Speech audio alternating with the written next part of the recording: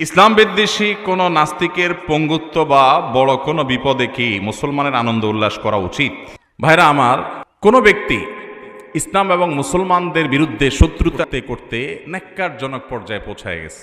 চিহ্নিত আল্লাহ এবং রাসূলের এবং মুসলমানদের দুশমন এরকম কোনো ব্যক্তি যদি মারা যায়, তার যদি বড় হয়, তাহলে সালাফের বিভিন্ন আখলাক থেকে, আমল থেকে, আচরণ থেকে, বিভিন্ন হাদিসের বর্ণনা থেকে বোঝা যায় এবং সাধারণ প্রকৃতিরও যে মুসলমানদেরকে যে আঘাত করে, আল্লাহ এবং তার রাসূলকে গালিগালাজ করে, অকথ্য ভাষায় ইসলাম বিদ্বেষে পরিপূর্ণ তার পেট, এরকম নোংরা মানুষটা, এরকম খাটো মানুষটা, সে যদি কোনো রকম বিপদে পড়ে অথবা মারা যায়, তার যদি সমস্যা হয়, তো খুব স্বাভাবিকভাবে একজন ইমানদারের মধ্যে ভালো লাগা কথা, ঠিক না বেঠিক?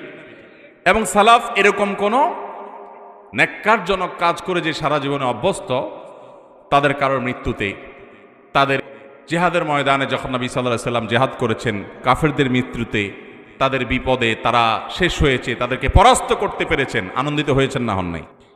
অতএব সেই হিসেবে, সেই উসুল এবং মূলনীতির ভিত্তিতে, এবং এটা খুব স্বাভাবিক প্রকৃতির দাবি যে আপনি সারাদিন আমারে কষ্ট দেন, আঘাত দেন, যন্ত্রণা দিয়ে দিয়ে আপনি শেষ করেন, আমাকে যে আপনি নিজে ফেসে গেছেন, তো আমার ভালো লাগা কাজ করবে কি করবে না?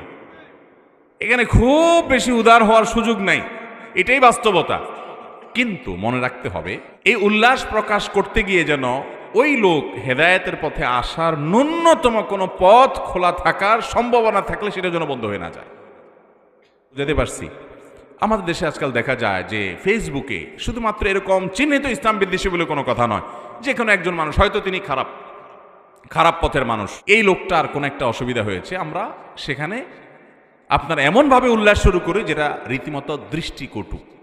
তো সেই রকম কাজ করা উচিত না। তাছাড়া খারাপ মানুষ, তার হেদায়েতে আসার সম্ভাবনা আছে না নাই? আমার কাছে তো ওহি আসে নাই যে এই লোকের অন্তরে আল্লাহ সিল মোহর মেরে দিয়েছেন। হিন্দার মতো মানুষ যদি হেদায়েতে আসতে পারেন,